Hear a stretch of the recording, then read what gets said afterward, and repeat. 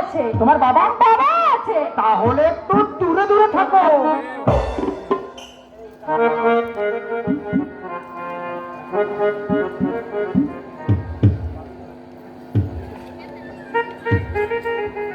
এটা রাখো আর আমি চিঠির উত্তর করি। আরে দাঁড়াও, কত ব্যস্ত হয়। লুকিয়ে লুকিয়ে প্রেম করাটা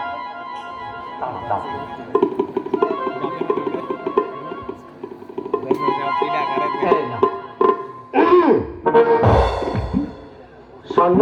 হ্যাঁ, কৌশলীকে কি দিলি রে? ইয়ে মানে ওই প্রসাদ। প্রসাদ প্রসাদ প্রসাদ? কিসের প্রসাদ? মায়ের মা, কালীমায়ের। কালীমায়ের কালীমায়ের কোথায়? মা কালীঘাটে গিয়েছিল, প্রত্যেক শনিবারে যায়। ও আচ্ছা আচ্ছা, প্রত্যেক শনিবারে। হ্যাঁ, এটা আজ তো বৃহস্পতিবার, মাঝে মাঝে বৃহস্পতিবারে যায়, বুঝলি? ও আচ্ছা আচ্ছা, মাঝে মাঝে বৃহস্পতিবারে যায়। তা ঠিক আছে, মায়ের প্রসাদ যখন আমাকে একটু দে ভাই। তোর আবার প্রসাদ লাগবে কি জন্য? মায়ের আশীর্বাদে তুই তো সবই পেয়ে গেছিস। হ্যাঁ, ওই আনন্দেই তো বেশি কষ্ট পাচ্ছি। আনন্দে মানুষ কষ্ট পায় নাকি? বাইরে পায়। এই যে বিয়ে ঠিক হওয়ার পর থেকে বিয়ে না হওয়া পর্যন্ত এই যে সময়টা, অথবা প্রথম প্রেমের পর নায়ক নায়িকার একজনের আরেকজনের কথা অপেক্ষা করো, এই যে সময়টা, এই যে কি সাংঘাতিক সময়, আমি ঠিক বলে বোঝাতে পারবো না যে কেমন জিনিস। কেমন? জলে নিমজ্জিত মানুষ ডুবে যাওয়ার আগে তাদের মনের পলকে যেমন অজস্র কথা উকি মারে, এও ঠিক তেমনি। কিরে, ঠিক কিনা? আমি কি করে জানবো? আমি কি তেমন কোনো পরিস্থিতিতে পড়েছিলাম? হ্যাঁ, তুই তো পড়িসনি। তা স্বর্ণ, তুইও তো পড়িসনি। না না, আমার ব্যাপারে তুই তো সবই জানিস। এই একটু একটু জানতে আরম্ভ করেছি আর কি। হৃদয় আছে যা, সেই তো ভালোবাসে, প্রতিটি মানুষেরই জীবনে প্রেম আসে। কেউ কি ভেবেছিল শ্যামকে ভালোবেসে রাধার ভালোবাসা কাহিনী হয়ে যাবে? হৃদয়ে লেখো না, সে নাম রয়ে যাবে। কাগজে লেখো না, কাগজ ছিঁড়ে যাবে। পাথরে লেখো না, পাথর হয়ে যাবে। হৃদয়ে লেখো না, সে নাম রয়ে যাবে।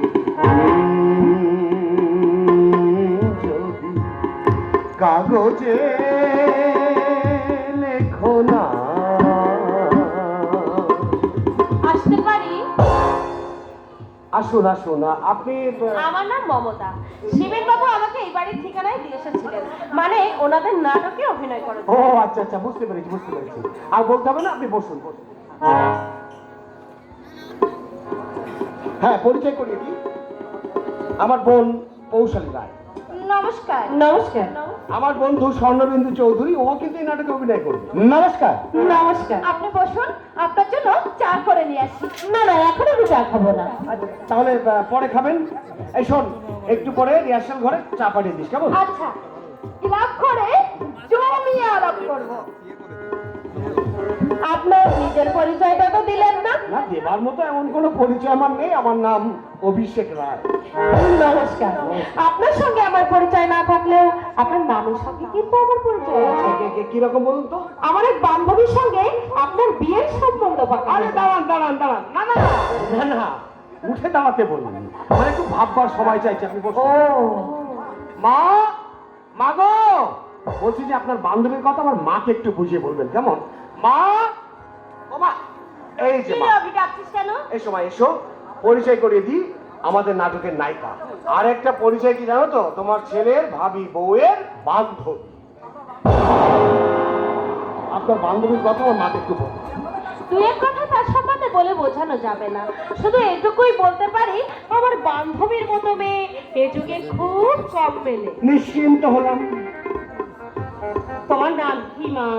মমতা গোস্বামী। বাবা মা আছে? মা নেই, বাবা আছে। বাবা কি করেন? শিক্ষকতা। আমার বাবার নাম বললে হয়তো আপনি চিনতে পারবেন। আমার বাবার কয়েকখানা বই চেপে বেরিয়েছে। কি নাম বলো তো? সদয় গোস্বামী। আপনার বাবার লেখা বই আমি পড়েছি। লেখার মধ্যে দর্শন তত্ত্ব রয়েছে। একদিন আপনার বাড়িতে গিয়ে আপনার বাবার সাথে আমি আলাপ করে আসবো। আসবেন। তুমি অভিনয় করো কেন মা? সমাজ বিরোধী কাজ ছাড়া অন্য কোনো কাজকেই যে আমি ছোট মনে করি না। তাহলে এ লাইনের মেয়েদের মানুষ খুব একটা ভালো চোখে দেখে না। যারা নিজেরা ভালো নয় তারাই তো ভালো চোখে দেখে না। ঠিক বলেছেন। আচ্ছা শুনুন, আমায় কিন্তু রিহার্সালে বাড়ি গিয়ে রান্না বান্না করতে ও হবে। আচ্ছা আচ্ছা, তাহলে আপনাকে দেরি করাবো না। এই শোন শোন, হ্যাঁ তুই মমতা দেবীকে নিয়ে ক্লাব ঘরে যা, আমার খুব জোর 5 মিনিট দেরি হবে। ঠিক আছে, আচ্ছা চলুন। আসছি।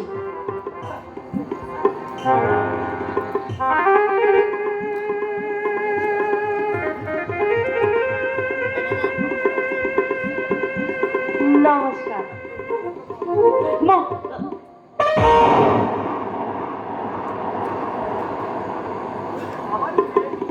আমারই মেয়ে, এত কাছে পেয়েও আমি তাকে বুকে নিতে পারলাম না। অভিষেক জানে না মমতা তার কে, মমতাও জানে না আমি আর অভিষেক তার কে। কি অদ্ভুত নাটক আমি রচনা করেছি, আমি রচনা করেছি, আমি রচনা করেছি।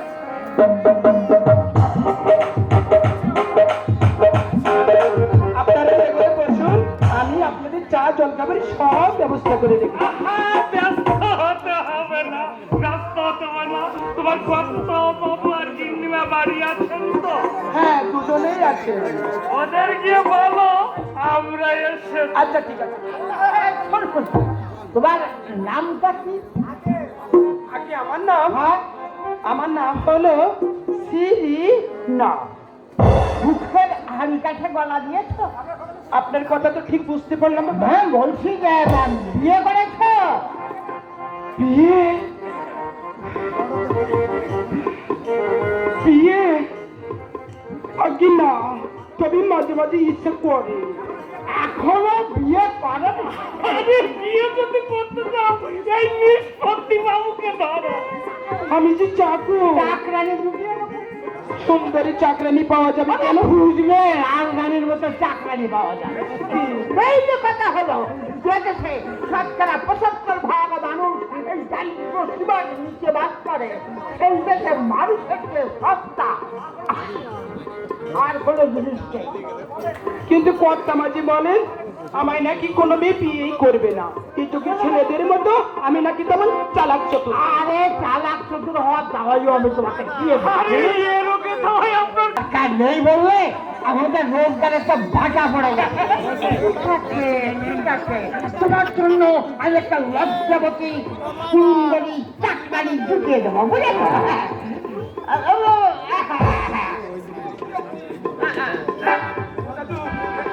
দাদু, তাহলে সত্যি আমার বিয়ে হবে? হবে। কর্তামার কথা শুনে আমি কি ভুল করেছি? কর্তামা বলে আমায় নাকি কেউ বিয়ে করবে না। আজ থেকে আর আমি এসবগুলো পড়বো না। দাদু, আমি বিয়ে করবো। দাদু, সত্যি আমার বিয়ে হবে? বলছিলাম কি, যদি আমার বিয়ে হয় আর যে মেয়েটা দেখবেন তার মুখের জন্য গন্ধ না থাকে। গন্ধ থাকলে কি হয়? মুখে চুমু খেতে পারো। ভাই এই গাছটা গুণ নাম আছে। গুণ বাজলে কি হয় জানেন না? গুণ বাজলে কথা বলতে গেলে আমার তলক লাগবে গো, কথা বলতে পারবো না। বলছিলাম কি, আমার জন্য যে মেয়েটা দেখবেন খুব সুন্দর দেখি দেখবেন। আর কি ও দাদু, আমার বিয়েটা যদি করিয়ে দিতে পারে আমি আপনাকে সুন্দর একটা পাঞ্জাবি দেব, পায়েল একটা ধুতি দেব, আবার কি খেতে দেবো জানো দাদু? গোটা গোটা ডিম দেব, ভেটকি মাছের কালিয়া দেব। কালিয়া? কালিয়া? খাসি? খাসি? খাসি? খাসির আবার খাসির আবার পোলোয়া দেব। লাস্টে তোমার ওরা তো লাস্টে না কি কি আরসি কলা, আরসি কলা, আরসি কলা দিয়ে দেব। হলো দিতে হবে না, সুন্দরী চাকরানি আমি তোমাকে জুটিয়ে দেবো। ওরা তো বলছি না আমাকে কাটিয়ে জন্য আবার কেটে পড়বেন না, তাড়াতাড়ি জন্য আমার মিলনটা একটু তাড়াতাড়ি আচ্ছা হয়। ঠিক আছে ঠিক আছে। মিলনটা তাড়াতাড়ি হয়। মিলন হবে কতদিনে আমার মনের মানুষের সনে, আমার মনের মানুষের সনে মিলন হবে কতদিনে, মিলন হবে কতদিনে আমার মনের মানুষের সনে, মনের মানুষের।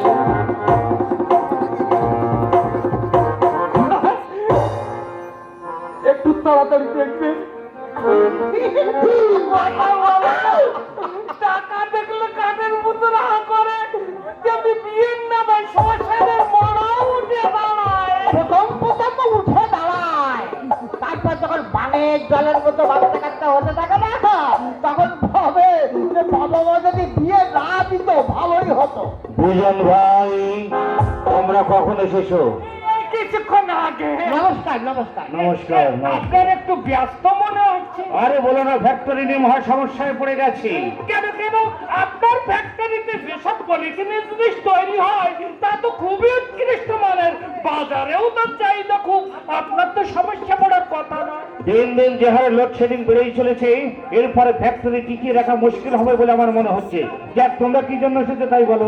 22 অগ্রহায়ণ আশীর্বাদের দিন ঠিক করে। ওই অভিষেকের বিয়ের ব্যাপারে, তাই না? ভালোই করেছো। একবার তো মেয়ে পর্যন্ত দেখলেন না। আরে তুমি আমার প্রতিবেশী, জেনে শুনে যাটা মেয়ে তো তোমার ঘরে ঢুকিয়ে দেবে না। মেয়েকে আশীর্বাদ করতে আপনি যাচ্ছেন? আমার সময় কোথায়? তাই বললে কি হয়?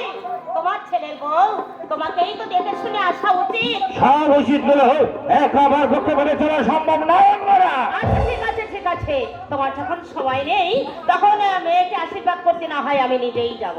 পাওনা পান্ডার ব্যাপারে কিছু আটকাবে না। এসব কথা একদম মুখে আনবেন না, তাহলে অভিষেক বিয়েই করবে না। মেয়ে জামাইকে খুশি করে তারা যা দেবেন আমরা তাতেই খুশি। আমার শুধু একটা অনুরোধ, বলুন। মেয়েটার বাপ মার বড় আদরে, সে যদি মা বাবার অভাব কোনদিন বুঝতে না পারে। মেয়ের আদরে সে এখানে থাকবে। হ্যাঁ, আপনাকে যে ঝিয়ের কথা বলেছিলাম, জি তো অনেক পাওয়া যায়, কিন্তু কে বিশ্বাসী কেউ অবিশ্বাসী বুঝবো কেমন করে? তবে জানাশোনার মধ্যে পেলে একটা নিয়ে আসবো। চলি, চলুন। আপনি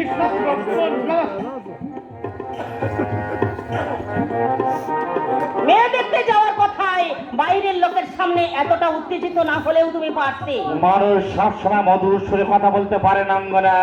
সদাইয়ের বাড়ি থেকে চলে আসার দিন আমি তোমাকে বলেছিলাম, অভিষেককে কোনোদিনও তুমি বুঝতে দিও না যে তুমি ওর জন্মদাতা নও। আমি কি তা কখনো বুঝতে দিয়েছি? অভিষেককে বুঝতে না দিলে আমাকে তুমি তা পদে পদে বুঝিয়ে দিতে। তুমি কি ভালো জায়গা খুঁচিয়ে খুঁচিয়ে খাওয়া তৈরি করতে চাইছো? আমি তা চাই না, বরং তুমি আমার এই ব্যথা জায়গায় বারবার তুমি আঘাত করো। এ দোষ তোমার নয়, আলেয়ার আলো যে শুধু ধাঁধা, এ কথা আগে আমি বুঝতে পারি। এখন তো বুঝতে পেরেছো, ভুলটা সংশোধন করে নিলে পারতে। আমার দেহে যখন যৌবন ছিল, তোমার তখনকার সুর আর এখনকার সুর কত পাল্টে গেছে। সেটাই স্বাভাবিক, মেয়েদের যৌবনের আকর্ষণে পুরুষ তাদেরকে ভালোবাসে। ভালোবাসার লক্ষ্য শুধুমাত্র যাদের দেহ তারাই মেয়েদের সঙ্গে প্রবঞ্চনা করে। স্বামীর সন্তান ফেলে যে নারী পর পুরুষের হাত ধরে ঘর ছাড়ে তার মুখে কথা মানায় রঙ্গনা। এই কথাটা তোমার বেলাতেও সমান প্রযোজ্য।